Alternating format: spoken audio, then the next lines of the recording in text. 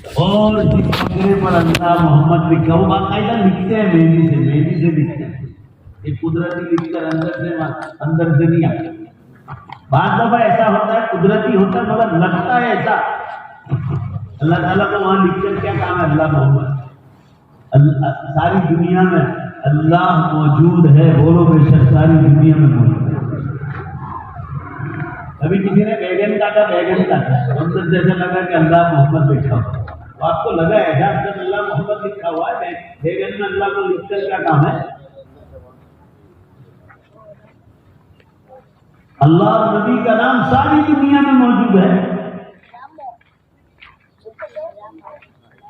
नहीं, फिर वो बैगन को काट के खा भी जाते हैं, पका के खा भी जाते हैं।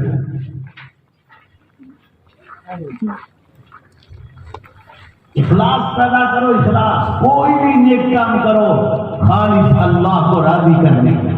कुरान पाक में अल्लाह ने इरशाद फरमाया, वल्लज़ीना इत्तख़ज़ू मस्जिदन फ़िरारा व कुफ़्रन व तफ़रीक़न बैनल मुअमिनीन व इरसादन लिमन हारब अल्लाह व रसूलह।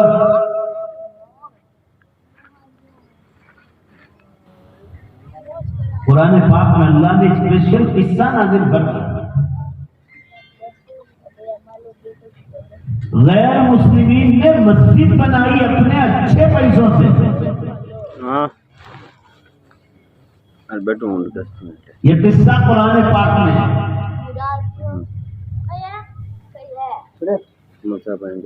और मस्जिद बनाकर रसूलुल्लाह सल्लल्लाहु अलैहि वसल्लम को हदिया पेश करते।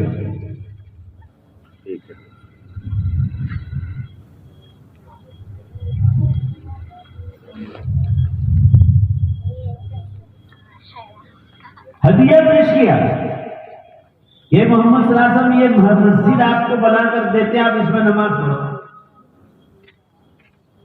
एक मस्जिद कुबा थी और ये मस्जिद उन्होंने, दो मस्जिद हो गई। देखो मस्जिद बनाने का कितना ऊंचा काम है।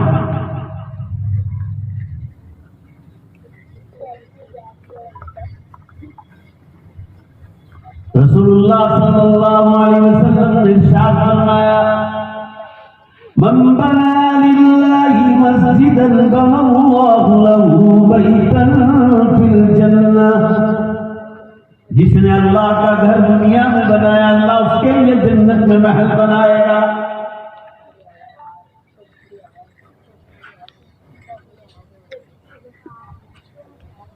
कितना ऊंचा काम है।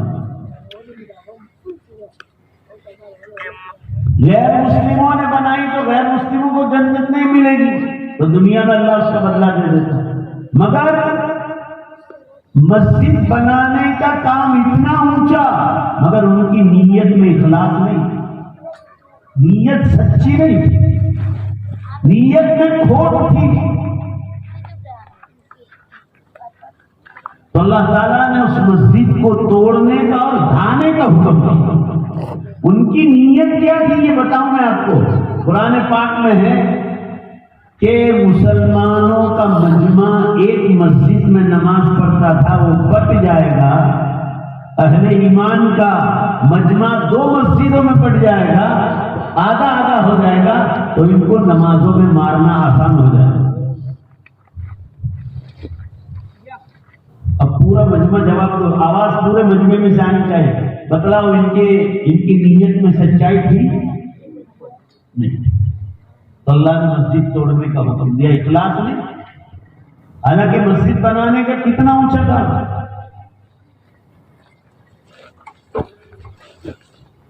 अभी आपके करीब में 17 किलोमीटर पर एक मस्जिद बना रहे हैं, उसमें सब मिलकर हिस्सा लगाओ।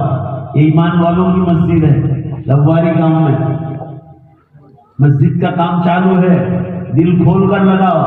बहुत गरीब लोग बसते हैं, मजदूर किस्म के लोग, 16-17 मकान है। सब मिलकर इंशाल्लाह बोलो ना भाई, हिस्सा लोगे ना इंशाल्लाह। मस्जिद।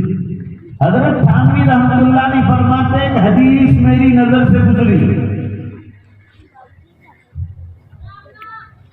वो हदीस में रसूलुल्लाह सल्लल्लाहु अलैहि वसल्लम ने फरमाया कि कोई पूरी मस्जिद न बना सका और एक कबूतर के बदन के बराबर एक ईंट भी अल्लाह के घर को दे दी, अच्छे और साफ सुथरे पैसों से, हलाल पैसों से, तो फरमाया अल्लाह उसकी शान शान जन्नत में महल।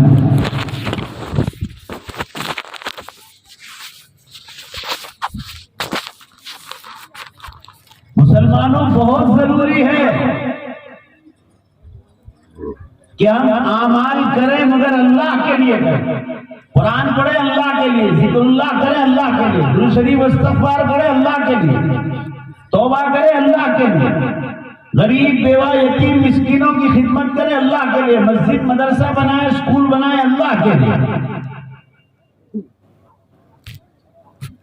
ये पीपल मस्जिद जहां थानवी रहमतुल्लाह अलैह तशरीफ लाए, हजरत थानवी रहमतुल्लाह अलैह ने मशवरा दिया था कि ये जो है मीनारा मत बनाओ, इस मीनारे में इतना खर्चा हो जाएगा कि एक अल्लाह का छोटा सा घर बन जाए।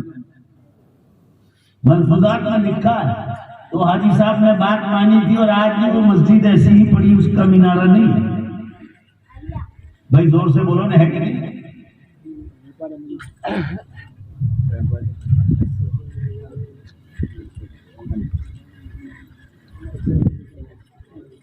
आज लोग मीनारों पर इतना ज्यादा खर्चा कर रहे हैं कि अल्लाह की बना।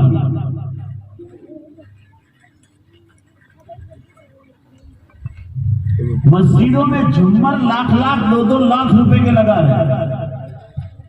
कयामत की निशानियों में एक निशानी ये है कि एक दूसरे को देखा देखी लोग मस्जिदों के बारे में मुतबाही करेंगे।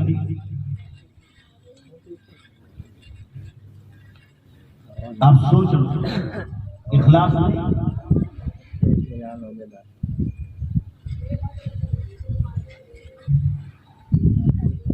और फिर मस्जिद बनाने का काम तो बहुत ऊंचा, अगर इखलास से हो गया तो ये भी जन्नत में ले जाएगा।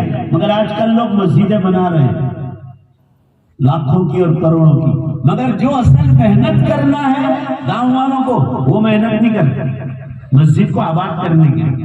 मुतवल्ली साहब भी लग जाएंगे, ट्रस्टी लोग भी लग जाएंगे, गांव का फर्द लग जाएगा, और फिर जो है मस्जिद के लिए मेहनत करना कि हर आदमी नमाजी बन जाए, उसके लिए कोई मेहनत नहीं। शानदार मस्जिद का जो है इफ्तिताह करेंगे, पहले दिन सबको खाना खिलाएंगे, शरबत पिलाएंगे, उसके बाद जुमा ये आया और उसके बाद गुल्ले मारना शुरू। उसके लिए मेहनत करना जरूरी है। मस्जिद बनाई किस लिए? बेशक बोलो सब मिलकर जोर से, नमाज पढ़ने के लिए बनाई गई। बनाओ भी और लोगों को नमाजी भी बनाओ। कयामत के दिन सबसे पहले नमाज की पूछ होगी। तिरमिजी की हदीस में हर मुसलमान सबसे पहले पूछ नमाज की होगी। अगर नमाज में कामयाब हुआ तो अल्लाह ताला दूसरी चीजों में माफ करने की कोशिश करेगा, और नमाज में कमी आई तो फिर नवाफिल देखेंगे। नवाफिल नफल नमाज है, सुन्नत नमाज। ये चलो मिसाल के तौर पर मैं आपको समझा रहा हूं, 100 नफल के बराबर एक फर्ज को ले लिया जाए, इस तरह करके भी अल्लाह ताला माफ करने की कोशिश करे।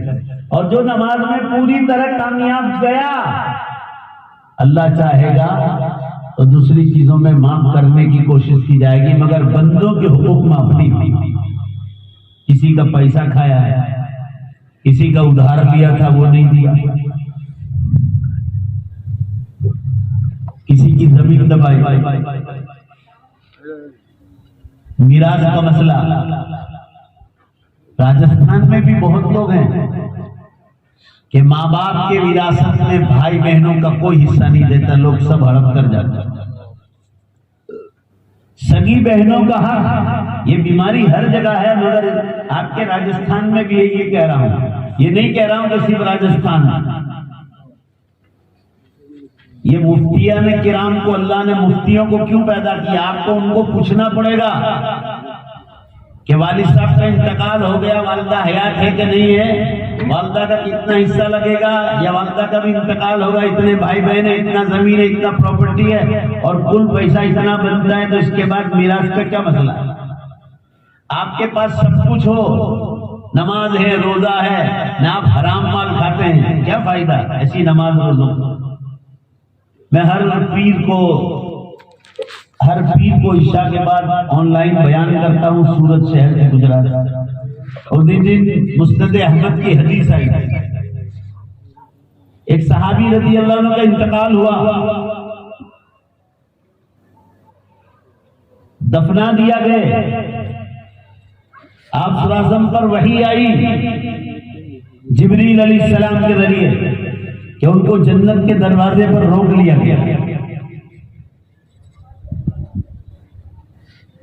आप सल्लल्लाहु अलैहि वसल्लम ने सहाबा से फरमाया कि फुला खानदान का कोई आदमी यहां पर है? सबने तलाशी ली, कहा कि नहीं अल्लाह के रसूल।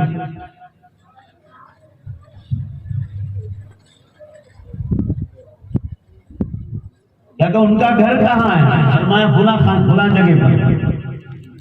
आप सल्लल्लाहु अलैहि वसल्लम ने फरमाया जिब्रील अमीन ने आकर मुझे बतलाया अल्लाह के फरिश्ते ने कि मरने वाला बहुत दीनदार शख्स था और बहुत अल्लाह का नेक बंदा था, मगर भूले से उनके पास उनके जिम्मे 10 रुपए किसी के कर्ज बाकी थे। उनकी नीयत भी थी देने की, मगर उनकी मौत आ गई और उनको जन्नत के दरवाजे पर रोक लिया गया। उनके घर वालों को खबर की, फौरन उनके घर वालों ने वो 10 रुपए अदा कर दिए, 10 दिनार या 10 दिरहम। फौरन वही आई आसमानों से, जिब्रील अलैहिस्सलाम खबर लेकर आए, जैसे पैसे अदा कर दिए वही आई कि अल्लाह ने उनको जन्नत में दाखिल कर दिया। आपकी रूह निकलने के बाद आपको जन्नत में ले जाया जाता है या रोक लिया जाता है? आदमी खुद समझ लेगा कि मैं कहां पहुंचा हूं। आमीन कहो जोर से, अल्लाह पूरी उम्मत को जन्नत में पहुंचा। मरने के बाद का मसला बहुत मुश्किल है मुसलमान, छोटा मोटा मसला नहीं। कोई भी काम करो इखलास के साथ करना है, कुर्बानी करो इखलास के साथ, गोश्त तकसीम करो इखलास के साथ।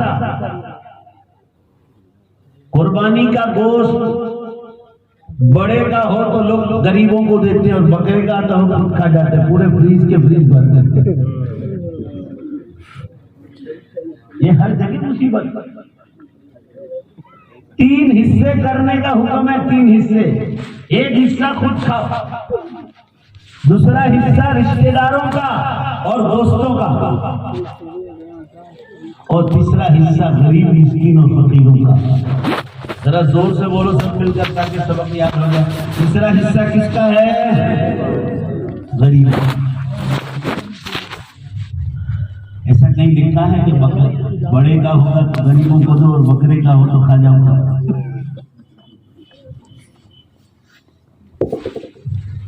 हमारे गुजरात में एक शख्स है, बड़े मजाकी आदमी, उन्होंने खुद ने एक शायरी बनाई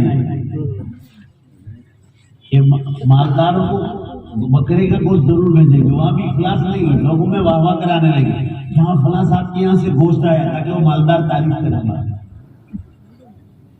वो कहते हैं गोश्त अमीरम छिछड़े फकीरम। कुछ समझ में आ रही है? छिछड़े फकीरों को देते, हड्डियम गुरबा फंडम, और हड्डियां जो है ना गरीबों के फंड में जाता है। और भोजड़ी जो है घर में काम करने के लिए आती है, गैर मुस्लिम औरत, भोजड़ियम दुगलियम, इसको रवाना करना। इखलास नहीं, इखलास। जहां जहां तकसीम करने का हुक्म है वो अल्लाह का हुक्म है, और ये वो लोग करते हैं जो साल भर बकरे का गोश्त खाते हैं, देसी मुर्गे का। मगर ये कान से सुनकर ये कान से निकाल रहा था, अभी उनको खबर याद नहीं आती कि अल्लाह के इसका अजर मिलेगा कि नहीं मिलेगा। गरीबों को आप नहीं दोगे तो आपको कुर्बानी का जो अजर एक हिस्से में मिलने वाला था वो आपको नहीं मिलेगा।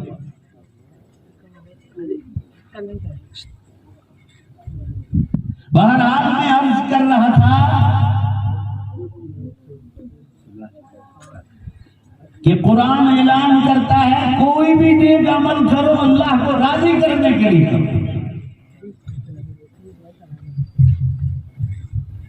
अगर वो अमल अल्लाह को राजी करने के लिए नहीं है तो आपके मुंह पे मार दिए जाएंगे।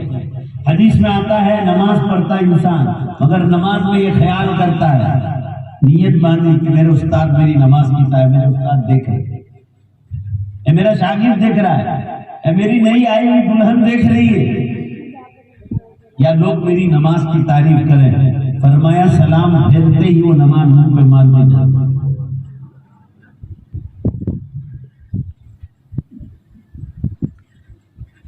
सहाबा में एक वाकया आता है, इमाम बुखारी रहमतुल्लाह अलैह कि बुखारी के एक शायर गुजरे अल्लामा आइनी रहमतुल्लाह अलैह, उन्होंने ये वाकया शरह बुखारी में लिखा। हजरत हाफिज इब्ने अबी बलताअ रज़ियल्लाहु ताला आप सल्लल्लाहु अलैहि वसल्लम ने सहाबा के दरमियान खुशखबरी सुनाई मदीने मुनव्वरा में कि आपका जो मक्के से आप तमाम को निकाल दिया गया है अल्लाह के दीन की खातिर, फुला तारीख को मक्का फतेह होने वाला है और आपको आपका वतन वापस मिल जाएगा। उस मजमे में हजरत हातिब बैठे हुए थे, उन्होंने कान पर पेंसिल रखी थी और कागज निकाला और एक खत लिखा मदीने में, और वो खत मक्का भेजा एक औरत को सवार करके, ऊंट पर सवार करके कि जाओ मेरे फुला गैर मुस्लिम दोस्त को ये दे आओ, ये लेटर दे आओ। ध्यान से सुनो, सहाबी है और उस खत में ये लिखा कि हमारे नबी सल्लल्लाहु अलैहि वसल्लम ने हमको ये कहा कि फुला तारीख को मक्का फतेह होकर मुसलमानों के हाथों में आएगा। आप सल्लल्लाहु अलैहि वसल्लम ने फरमाया था बात किसी को मत कहना, तो अभी ये बात उन्होंने एक औरत के जरिए मक्का पहुंचाने की कोशिश की। नाफरमानी नहीं थी, बात पूरी सुनो।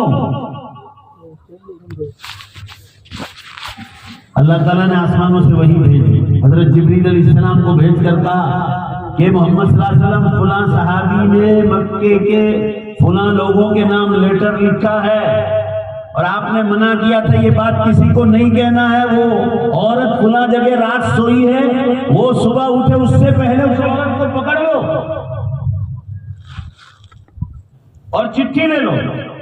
हजरत अली करमल्लाह वजहू को 5 सहाबा के साथ भेजा, रात को रवाना किया और हजरत अली रज़ी अल्लाह अन्हु से फरमाया है अली, औरत की जात है जब तक सूरज ना निकले उस औरत के करीब मत जाना और जाकर उसे कहो कि अल्लाह का हुक्म आया है, चिट्ठी तुम्हारे पास है, फलां साहबी ने लिखी चिट्ठी दे दे।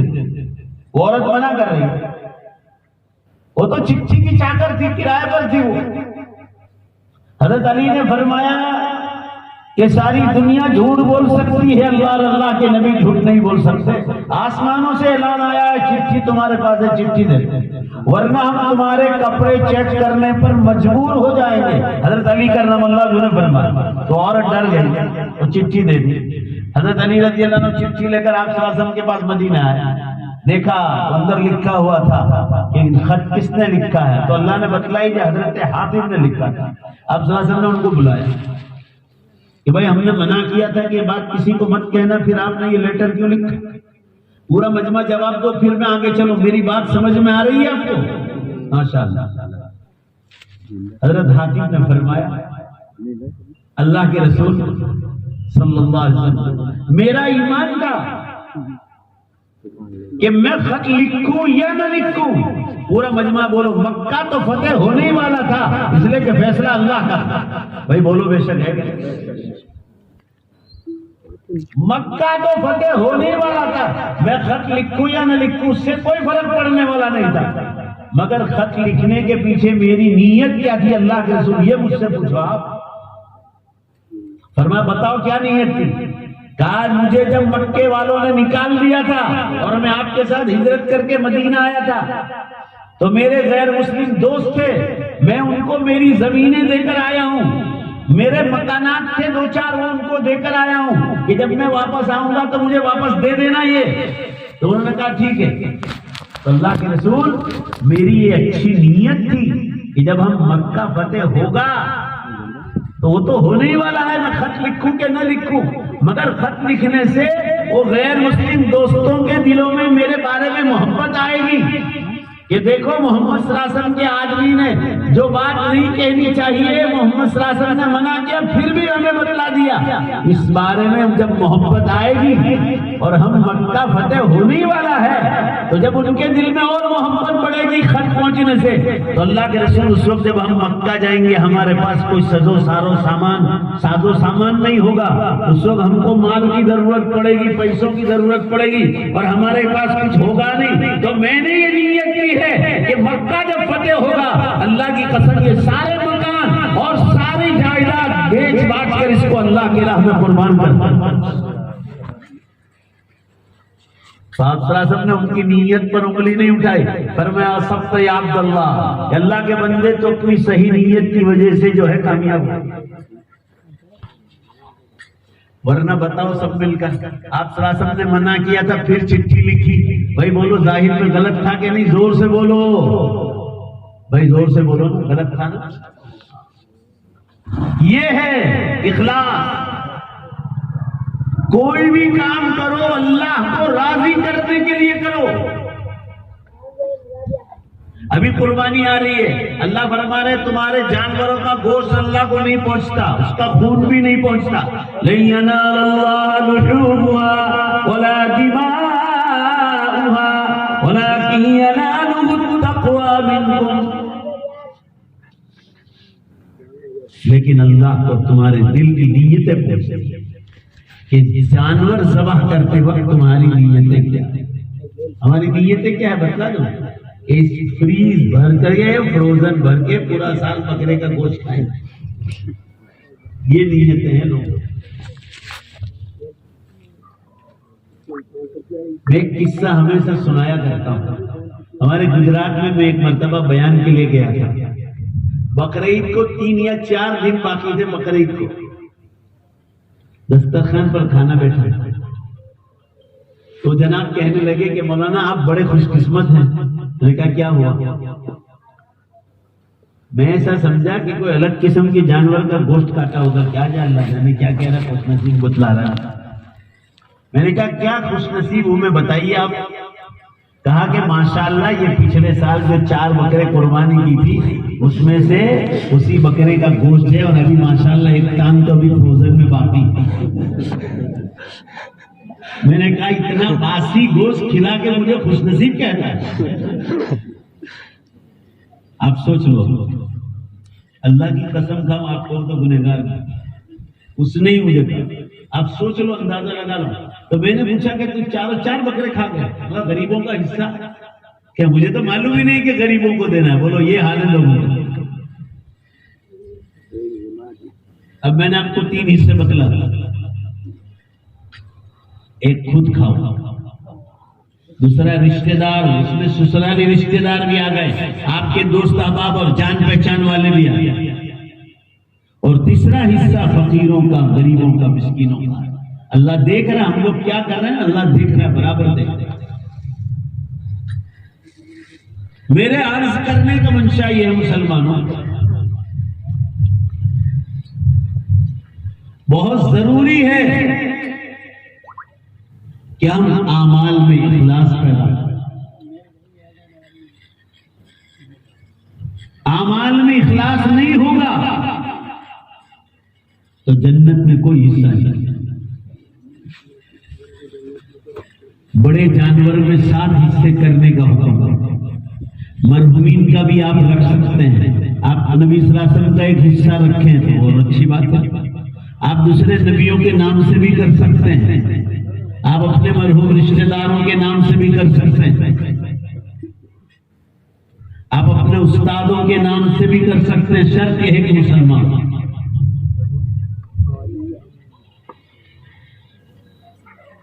अंबिया किराम अलैहिस्सलाम के नाम से भी आप कुर्बानियां कर सकते हैं।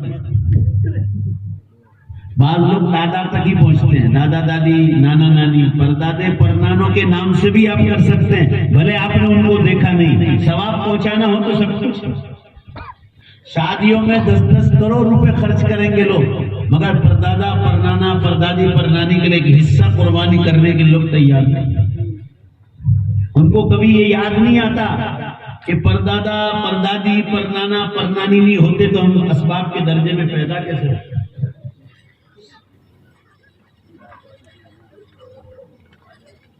आप सलासन तो उम्मत पर सबसे बड़ा एहसान है। अल्लाह और हमारे बीच में अगर नबी सलासन न होते वास्ता तो हमें दीन कैसे पहुंचते।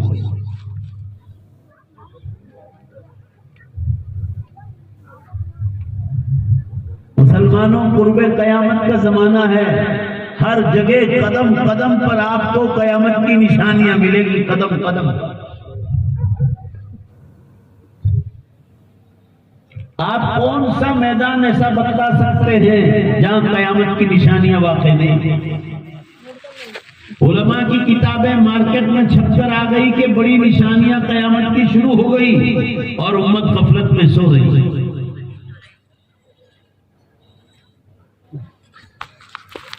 कयामत की छोटी निशानियां पूरी हो गई।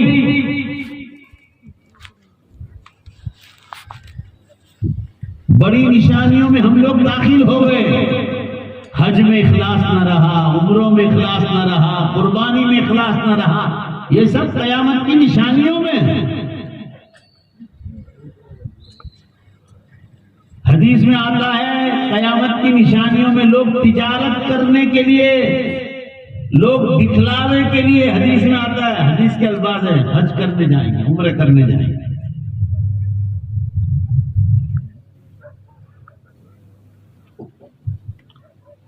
हज हो गया है, 5-5.5 लाख रुपए का हज होता है। किसी को कहो कि भाई आपका हज हो गया, इतना पैसा फुलाने की छोटी सी मस्जिद बना दो, तैयार नहीं होगा। अभी मध्य प्रदेश में शादी हुई, 7 करोड़ रुपए खर्च किए। जरा जोर से बोलो भाई, कितने करोड़ रुपए? सारे मालदारों को बुलाया और उन 7 करोड़ में क्या किया? नाच गाने, खाना पीना बहुत दिनों तक चला। अब देखो जितना ऐसा मानता, सबको 1-1 किलो खजूर दिए और 500-500 ग्राम काजू बना, काजू या बादाम अल्लाह जाने में भूल गया। वो मालदार खाते नहीं थे कि तू शादी, तेरी बेटी की शादी में इसको दे रहा, और एक गरीब को नहीं बुलाया। हुजूर सल्लल्लाहु अलैहि वसल्लम ने इरशाद फरमाया, बदतरीन है वो वलीमा जिसमें मालदारों को बुलाया जाए और गरीबों को ठुकराया जाए।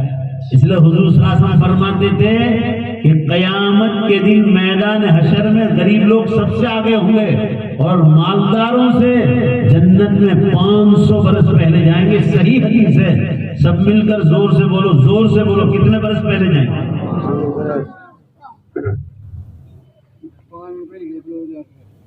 ईमान पर रहो तो सही ढंग से रहो। छोटी निशानियां पूरी हो गई। हुजूर अकरम सल्लल्लाहु अलैहि वसल्लम ने इरशाद फरमाया, जब दुनिया में झूठ, शराब, जुआ, नाचगान, धोखाबाजी, लांच रिश्वत, जुल्म और ज़िनाकारी आम हो जाएगी, उसके बाद ज़लज़लों और भूकंप के बरस क़यामत तक शुरू हो जाएगी। आपके पिपवाड़ में भी झटके आकर गए।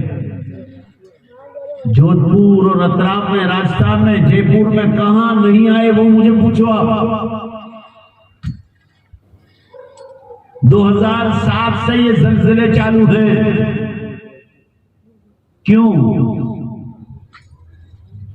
ये हदीस सुना है, उसमें हराम माल, भाई बहनों का माल खा जाना, मीरास शरीयत के मुताबिक तकसीम न करना,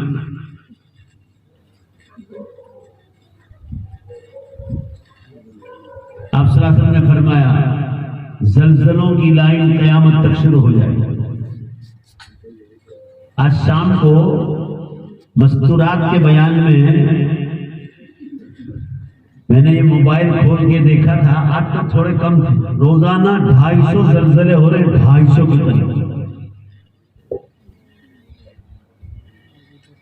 शाम को औरतों के मजमे में 80 से 80, गुज़िश्ता कल 232 थे 24 घंटे में। आज अल्लाह का शुक्र है 131 में से वरना रोजाना 200 के ऊपर जा रहा है। मैं आपको पिछली बार पिपवाड़ में कहकर गया था, ईमानदारी से बोलो, जोर से बोलो, कहा था नहीं कहा था कि जलजले दुनिया भर में चालू, भाई बोलो ना, कहा था नहीं कहा। उसके बाद टर्की और सीरिया में हुआ, 1 लाख आदमी मारे गए, यही कहकर गया था आपको, वो मस्जिद में, मरकज वाली मस्जिद के पास। अफगानिस्तान में हुआ, 2000 आदमी मारे गए। Iraq, Iran, Dubai, Saudia, Paris, London, अभी अमेरिका में हुआ, कैलिफोर्निया में। अभी मुझे किसी का नाम लेने की जरूरत नहीं, पूरी धरती ऐसे कांप रही। और मैं उम्मत को जगा रहा हूं तो जागो, कयामत बहुत करीब आ गई। ये हवाई तूफान देखो, बगैर मौसम की बारिश देखो। आज आपके यहाँ बारिश हुई, 45-46 डिग्री के बीच में बारिश हुई आपके पिपवाड़ में, बगैर मौसम के बारिश कयामत की निशानी। आप सल्लल्लाहु अलैहि वसल्लम ने फरमाया, जब दुनिया नंगी हो जाएगी, गुनाह आम हो जाएंगे, तो अल्लाह ताला टाइम में से बरकत उठा लेगा। 1 बरस महीने के बराबर, महीना हफ्ते के बराबर, हफ्ता दिन में, दिन घंटे में, घंटा मिनट में, और मिनट माचिस की चिंगारी की तरह निकल जाए। अगर जोर से जवाब नहीं दोगे तो दोबारा पिपवाड़ में आऊंगा नहीं। मैं आपके लिए चिल्ला रहा हूं और आप आराम से बैठे नवाब लखनऊ की तरह। जोर से बेशक बोलो, टाइम में जवाब दो, हाँ या ना। टाइम में बरकत है, उठा लिया ना। अब आइंदा जुमेरात को मुझे याद करना, एक दिन की तरह आ जाएगी, एक दिन की तरह। हम रमजान की राह देखकर, रमजान निकल गया, बकरीद आ गई सर पे। पीछे 15 साल पीछे जाओ, 15 साल टाइम में कितनी बरकत थी। रमजान जाते जाते कितनी देर लगती, रमजान तो हफ्ते की तरह निकल जाता, मगर मुसलमानों के कानों पर जू तक नहीं रही थी। आप सल्लल्लाहु अलैहि वसल्लम ने फरमाया, मक्का शरीफ और मदीने पाक जहां से शिर्क को खत्म कर दिया गया था, अरबस्तान का जिक्र है, अरबस्तान हिजाज मुकद्दस, जहां से शिर्क को खत्म कर दिया गया था, वहां शिर्क फैलना शुरू हो जाए तो समझ जाना क़यामत करीब। जिद्दा में, रियाद में, बुरैदा में बड़े बड़े मंदिर बनाने की तामीर की इजाजत दे दी है सऊदी हुकूमत। शिर्क फैल गया। मदीने मुनव्वरा में गैर मुस्लिमों को आने की इजाजत दे दी, मदीने तक तो ये ले आए। जो नहीं सुनने को मिलता था वो सब सुनने को मिल रहा। आप साहब ने फरमाया, मक्के मुकर्रमा, मदीने पाक यानी हिजाज मुकद्दस, अरबस्तान की सरजमीन, जहां कभी गल्ला और अनाज पकता नहीं था, वहां हरियाली हो जाए तो समझ जाना क़यामत करीब है। वहां सब कुछ सब्जियां पक रही।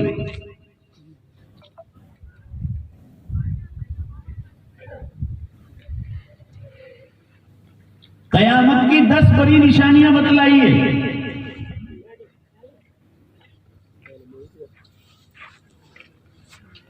जमीन से धुआं निकलेगा और आसमानों पर फैल जाएगा, ये बड़ी निशानी। 3 बड़े ज़लज़ले होंगे। 4 नंबर 5, दज्जाल निकलेगा।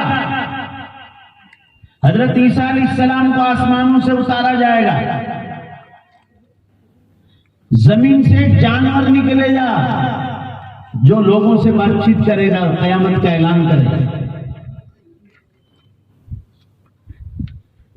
सूरज पश्चिम से निकलेगा, याजूज माजूज की कौम निकलेगी और दुनिया में फसाद फैलाएगी। और आखिरी निशानी, अरबस्तान से आग निकलेगी, जो लोगों, यमन से आग निकलेगी जो लोगों को मैदान हशर में आना।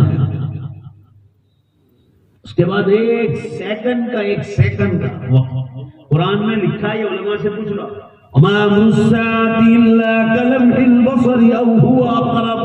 ये उलमा से पूछ लो, अक़रब का लफ्ज़ है कि नहीं कुरान। सेकंड से भी कम टाइम में आसमान जमीनों को तोड़, यानी सेकंड का जिक्र तो समझाने के लिए। भाई कोई भी बात समझानी हो, भाई फुला काम करने का बात, 1 सेकंड की बात अल्लाह ताला फरमा रहे, वो तो समझाने के लिए सेकंड कहा है। बेशक बोलो जोर से, बेशक, वरना अल्लाह सेकंड का भी मोहताज है।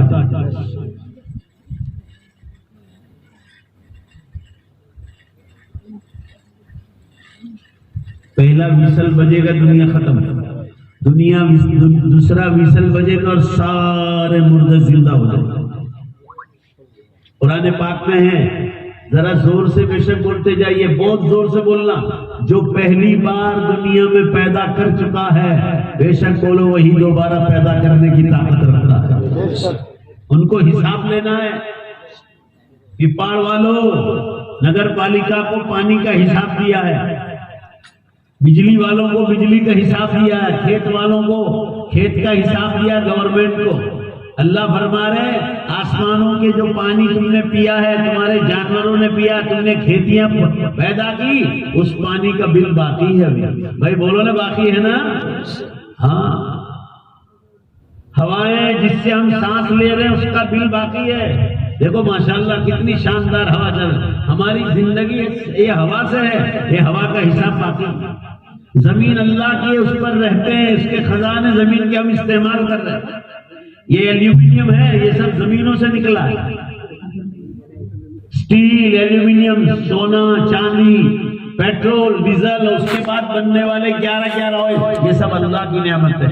पूरा मजमा जोर से बोलो, ये नेमतें किसकी है? अल्लाह।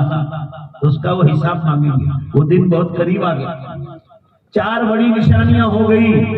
धुआं निकल गया आइसलैंड में 2010 में, 14 अप्रैल से 24 अप्रैल तक पूरी दुनिया के हवाई जहाज बंद हो गए। एक हवाई जहाज कंपनी को रोजाना अरबों रुपए का नुकसान था, अरबों रुपए। और 3 बड़े जलजले हो गए। अभी उलमाए किराम की 20 किताबें मार्केट में आ गई। लाउडस्पीकर बिगड़ जाए तो लाउडस्पीकर वाले का काम है। कुरान हदीस बेशक बोलो, जोर से बोलो, ये उलमाए किराम का काम। 20 किताबें मार्केट में छपकर आ गई अरबी और उर्दू में। उसमें ये दज्जाल के बारे में ही लिखा है कि दज्जाल के निकलने की बिल्कुल तैयारी है। मुफ्ती अबू लुबाबा साहब की ताजा तरीन किताब पाकिस्तान से आई है, दज्जाल कब और कहां। सूरज चांद का हिसाब भी लिखा है और कुरान हदीस के हवाले भी। वो कह रहे थे कि ये 24, 25, 26 का साल बहुत इंपॉर्टेंट है। अंदाजा बतला रहे वो कि करीब है और हालात ऐसे ही बन रहे। वो निकल आया तो हजरत ईसा अलैहिस्सलाम को आसमानों से उतारेंगे और फिर इमाम मेहदी का ज़ुहूर हो जाएगा। फिर सूरज पश्चिम से निकलेगा और कुरान पाक में है, यौम ला यनफउ नफ्सुन ईमानुहा लम तकुन आमनत मिन क़ब्ल औ कसबत फी ईमानिहा खैरा। ये कुरान की आयत पढ़ रहा हूं कि जब सूरज पश्चिम से निकल जाएगा तो कोई मुसलमान तौबा करेगा, उसकी तौबा भी कबूल नहीं होगी, और कोई नया ईमान में दाखिल होगा, वो तौबा भी कबूल नहीं होगी। सब मिलकर जोर से बोलो, तौबा का दरवाजा बंद हो जाए। अब ये साइंस वाले आपको मालूम है, मैंने तो मेरे गुजरात में सुना, कलेक्टर की गाड़ी घूम रही और ऐलान कर रही कि 8 से 12 या 14 तारीख तक सख्त हवाओं का तूफान के साथ बारिश होने का खतरा। कच्छभुज में हुआ गुजरात में, आपके यहाँ भी हल्का सा असर आया। कराची में बहुत खतरनाक ऐसा सुनने में, अल्लाह सबकी आमीन कहो, हिफाजत करो। कोई मोरंगी की खबर आई कि 400 मकानात उड़ा के फेंक दिया अल्लाह ने, 400 वीडियो आया है। और अभी वेरावल से फोन आया था मौलाना हुजैफा साहब का, वेरावल के करीब 300 मकानात खत्म हो गए, 300 मकान। अभी ईशा के से पहले ईशा वाली फोन आया और जमीयत उलमा वहां पहुंची तो मेरे ऊपर फोन आया कि इधर हमारे यहाँ वेरावल के करीब में नीव के पास बहुत नुकसान था। साइंस वाले कई दिनों से ऐलान कर रहे हैं, साइंस वाले कोई हमारे खुदा नहीं है। आखिरी बात समझ लो, दुआ करा देंगे। साइंस वालों को ये काले बादल नजर आए तो उन्होंने ऐलान किया, मगर सब मिलकर बोलो, काले बादल बनाए किसने? क्यों? दरिया में हवा का दबाव बढ़ा तो काले बादल तैयार हुए। साइंस वालों को नजर आया तो उन्होंने अंदाजा लगाकर बतला कि इतने दिन में फुला जगह खतरा। बाड़मेर का भी खतरा बतलाया है बाद में। थोड़ा सा तूफान बाड़मेर में भी आ गया। इनका काम है जो नजर आ रहा है वो बतलाते हैं। अभी इन लोगों ने मशीनरियों पर देखा कि सूरज 2037 तक में, यानी 40 में 3 कम, 2040 से पहले सूरज पश्चिम से निकलने का पूरा खतरा है। वो कह रहे हैं सूरज ने पश्चिम की दिशा में जाने के लिए टर्न ले लिया और अगर इसी रफ्तार से चला तो 2037 में खतरा है कि निकलना है। तो अच्छा है, हमको तो खबर मिली, तो हमें और ज्यादा जल्दी से तौबा की तैयारी करनी चाहिए। भाई जोर से बोलो, है कि नहीं? रहा मसला काले बादल देखने के बाद तूफान भेजना, बारिश भेजना, न भेजना, पूरा मजमा जोर से बोलो ये किसके हाथ में है? साइंस वाले बतला रहे 2037, मगर 2037 से पहले भी हो सकता है, बाद में भी हो सकता है। उनको तो जो नजर आया वो आपको बतलाया, मगर ये अभी उस जमाने में देख रहे हैं जब बड़ी निशानियां शुरू हो गई।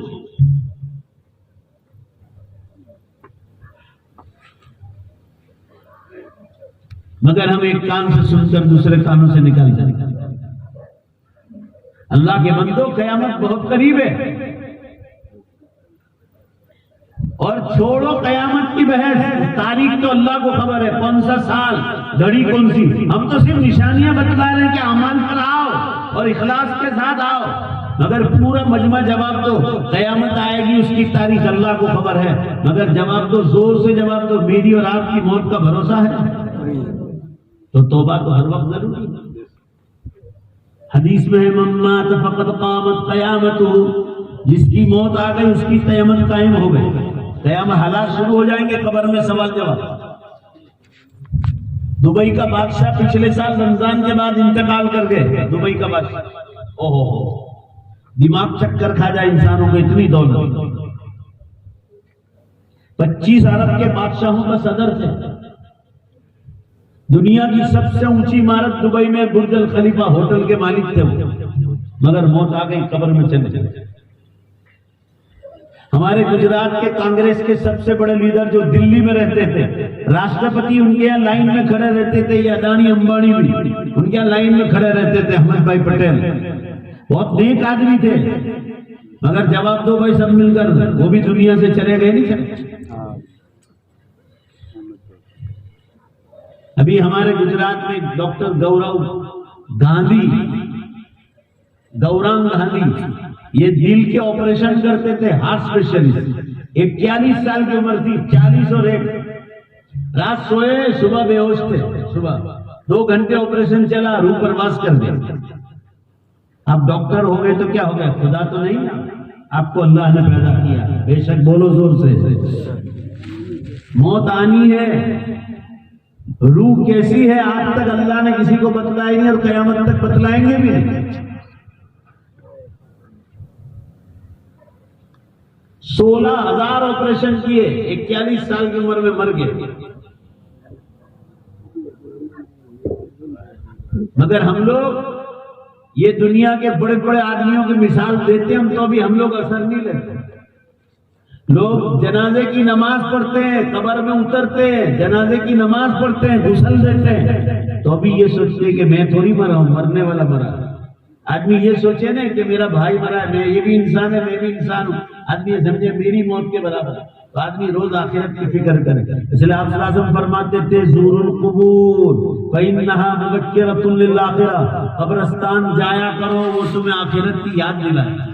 पहले जोर से इंशाअल्लाह बोलो, जरा जोर से बोलो, इंशाअल्लाह जाओगे ना? इंशाअल्लाह। कब्रिस्तान जाने से आखिरत की फिक्र पैदा होती है, जन्नत की अमाल तैयार होते हैं। आदमी कब्रिस्तान जाएगा ना, ये सोचेगा ओहो बड़े बड़े मूंछ वाले कब्रों में सो गए, मेरी क्या है, एक दिन मुझे भी मरना। बड़े बड़े अल्लाह वाले चले गए, एक दिन मुझे भी मरना। और यहाँ नेक अमाल के सिवा कोई चीज काम नहीं है। और मुसलमानों याद रखो, हाई दौलत से दिल का सुकून कभी नहीं मिलेगा। दौलत के साथ नेक अमाल ज्यादा होंगे। हदीस में है दुनिया में जन्नत का मजा चखो अगर जिंदगी में नेक अमाल है, वरना पैसा दिल का सुकून कभी नहीं दे सकता। आपके दिमाग को सुकून होगा कि हाँ मेरे पास पैसा है, मगर बीमा पैसा बीमारी को भगा नहीं सकता। आपके पास बेहिसाब पैसा है मगर आप बीमार हैं, न चल फिर सकते हैं, न कुछ नहीं, सब बेकार। सबसे बड़ी नेमत तंदुरुस्ती और तंदुरुस्ती के साथ नेक अमाल हो। नमाजों की पाबंदी करो, क़यामत बहुत करीब है। रोजों की पाबंदी करो, जो नमाज रोजे छूटे उनकी कज़ा करो। ज़कात पूरी निकालो, 1 लाख रुपए पर 2500 रुपए ज़कात वाजिब है। माँ बाप की विरासत में पूरा हिस्सा दो वरना कब्र में अजाब होगा। एक बार साहबा ने पूछा था अल्लाह के रसूल, कब्र का अजाब नजर क्यों नहीं आता? सुनो ध्यान से, हदीस याद रखना। आप शासन ने फरमाया कि अल्लाह की तरफ से वही का इंतजार करो। वही आई, अल्लाह ताला ने फरमाया अगर मैं कब्र वालों का अजाब घर वालों को बतला दूं तो तुम मुर्दों को दफन करना, बोलो भाई, छोड़ दो। ये अल्लाह की हिकमत है कि अजाब बतलाते नहीं, वरना उसको पता चलेगा जो कब्र में जाए। ऐसा कोई काम ना करो कि कब्र में अजाब हो। जन्नत के बागीचों में एक बाग बन जाए कब्र, ऐसे नेक अमाल करो। हलाल रोजी कमाओ, चटनी रोटी खाओ मगर हलाल खाना है। तंदुरुस्त रहो, नेक अमाल करो, गुनाहों से बचो। आजकल ज़िनाकारियां बहुत हो रही मोबाइल के रास्ते से। अपने घर की जवान बीवियों पर नजर रखो, जवान बेटियों पर नजर रखो, कहां कहां जा रही है और उनके मोबाइल कहां कहां इस्तेमाल हो रहे। कितनी हजारों की तादाद में लड़कियों ने कॉलेज यूनिवर्सिटियों में इस्लाम छोड़ दिया और गैर मुस्लिम बन गई। लड़कों के साथ पढ़ाना हराम है, बहुत बड़ा गुनाह है। आज मैंने औरतों के इज्तिमा में कहा कि कोई मदरसा हो, वहां बालिग लड़के हो और बालिग लड़कियां हो और उसमें दीन पढ़ाया जाता हो एक क्लास में बैठकर, वो भी हराम है। जोर से बोलो भाई, सब मिलकर जोर से बोलो, वो भी क्या है? दीन। लड़के लड़कियां जवान हो तो भी एक क्लास में बिठा कर आप नहीं पढ़ा सकते, एक दरसगाह में बैठकर। तो यूनिवर्सिटी में आप गैर मुस्लिम लड़कों के साथ पढ़ाना तो बहुत बड़ा गुनाह। पढ़ाने से कोई मना नहीं कर रहा, मगर गर्ल्स कॉलेज में भेजो, खुद छोड़ने जाओ, खुद लेने आओ और नजर रखो कि कहां जा। अगर आपकी एक बेटी ईमान से गई, हो सकता है माँ बाप को भी जहन्नम में जाना पड़े। आप शासन में फरमाया कुल्लुकुम राइन व कुल्लुकुम मसऊलुन अन रइयती, तुम में से हर एक चरवाहा है, तुम में से हर एक चरवाहे को हर बकरी पर नजर रखना जरूरी है, वरना मालिक पूछेगा कि मेरी एक बकरी कम हुई, उसका हिसाब ला। तो अल्लाह ताला माँ बाप को पूछ सकता है, तूने इस लड़की को तू सबब बना है ईमान छोड़ने का, माँ बाप को भी जहन्नम में उठा के फेंक। साइंस वाले बार बार ऐलान कर रहे हैं कि हमारा अंदाजा यह है कि 2050 तक में दुनिया खत्म हो जाएगी। आप मुसलमानों, सब मोमिन हमेशा धोखे से बचता है। हमें और ज्यादा कम साल समझकर आखिरत की फिक्र करनी चाहिए। और छोड़ो कयामत की बात, मेरी और आपकी मौत एक दिन में भी आ सकती, बेशक बोलो भाई, आ सकती। हर वक्त तौबा की जरूरत, हर वक्त नेक अमाल की जरूरत। बस ये चंद बातें कही, अब मेरे पास वक्त नहीं है, बस इतनी बातें काफी है। मुझे इंशाअल्लाह कहो, सब हाथ उठाओ, पहले सब हाथ उठाओ, उसके बाद ये आगे चलो। इंशाअल्लाह जोर से बोलो कि आखिरत की जोरदार तैयारी करेंगे, जोर से इंशाअल्लाह। अल्लाह आप सबको तौफीक अता करे। अब एक नेक अमल करना है, मैं पहले उसमें बिस्मिल्लाह करता हूँ। ये करीब गांव लवारी में मस्जिद बन रही है, पहले मेरा हिस्सा मैं इन लोगों को पहुंचा दूंगा इंशाअल्लाह। अल्लाह को गवाह रख कर कहता हूँ, मैं 25,000 रुपए इस मस्जिद के लिए मैं अपनी तरफ से ऐलान करता हूँ। अब आप में से जल्दी जल्दी आकर यहाँ कौन 1000 रुपए, 2000 रुपए, 3000 रुपए, 500 रुपए यहाँ आकर जमा करा दो, जल्दी से करो।